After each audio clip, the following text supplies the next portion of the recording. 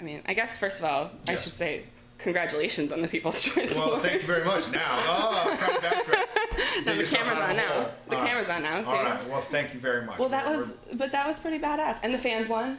Very badass. They deserved it more than anybody. So. And I think you promised you would be removing clothing if that happened. Totally. I'm actually naked from the waist down. There you go.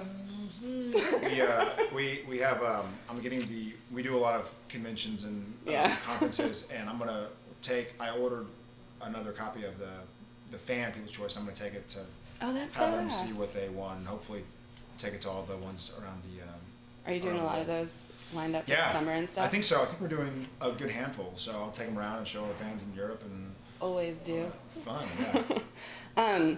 Okay, so since I last saw you, Sam and Amelia are pretty much done. Yes. Do you think he'll ever attempt to have any romance in his life ever again? Or is he just gonna die alone? You know, I hope he attempts to have some romance because I'm sick and tired of looking at Misha, looking at Ty, looking at Jensen, going oh, I didn't sign up for this. No, I'm just teasing. I think he's doomed. I think he might attempt it, but I think he's doomed. Is he gonna be sort of mourning that for a while yet, or does he find all these books in this new bunker and find a new love? He loves the books. He certainly has a little affair with the books, but I think even if it's not Amelia per se, I think Sam really does just want a normal life. Mm-hmm. He just says I'm sacrificing what I really want to make the world a better place. Dean seems for the most part to want this hunting life. Sam doesn't. Sam is doing it for the greater good, but he wants to finish it so that he can go and try to have a normal life. And I think that's just who he is, and he can't change that. We have these cool trials coming up that you guys are, these tests. Mm-hmm. And so Suzanne was telling me that Sam starts to get nosebleeds again, and I was thinking about, or again, I don't know, starts to get nosebleeds. Sure. I was thinking about how in season 1 he had these powers developing and all that stuff, and that kind of went away a few years ago. It did. Is it going to be revived again? Went away, it came back. Right now, luckily, it's not purely nosebleeds because I hate nosebleeds on camera. Do they put those? They do. Yeah, the sponge and then the nose, and you have to blow it out, and then it's pretty gnarly. But we're having some. It's more kind of like a consumption, like he's having tuberculosis type, hawking up blood and kind of trying to hide it from his brother. So nasty, but kind of cool, and better than the nose thing. I'd rather hold blood in my mouth than have a blood sponge in my nose and have to dribble it out. What do the trials kind of mean for Sam and Dean? This is something really new for them. Well, it is. There is no finish line, but it is a finish line. I mean, if they accomplish these trials, they can shut the gates of hell forever and keep demons out of Earth. And so they really want to do it. It's not easy, and it seems like something that can certainly kill either one of or both of the boys, but it's worth the trade-off in there. Do you want to be soulless Sam again? I'd love it. Maybe these trials will deplete Sam of his soul, and I can just be soulless. Do you like that because you have to work? There's less crying and. It's harder work. It is. You know what Really? it is? It's that it's not just getting into old habits of who Sam is, because I can be Sam pretty easily. I mean, I've been the guy for 8 years, or 7.5 because of the soulless thing. But soulless Sam is a decision, and it's really breaking it down. And I remember getting so excited about reading the scenes and calling the writers and be like, "Hey, I think Sam would do this, but I think soulless Sam would do this instead."